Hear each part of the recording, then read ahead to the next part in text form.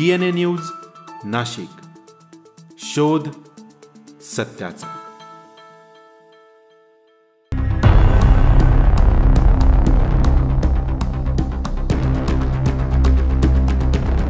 विधानसभा निवडणुकांदरम्यान सर्वच पक्षांकडून शेतकऱ्यांना विविध प्रकारची आमिषं जाहीरनाम्याद्वारे दाखवण्यात आली होती।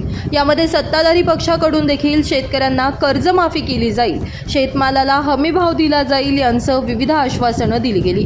मात्र निवडणुका झाल्या, सत्ता स्थापन झाली, त्यानंतर राज्य सरकारच्या वतीनं आर्थिक बजेटही सादर केला गेला।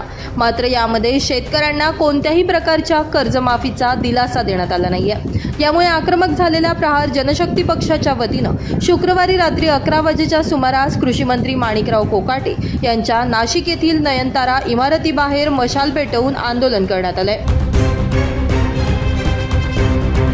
मंत्री बावनकुळे म्हणतात, योग्य वेळी कर्जमाफी करू, मात्र आता कोणत्या भटाला विचारून हे कर्जमाफी करणार, असा सवाल यावेळी संतप्त आंदोलकांकडून उपस्थित करण्यात आला।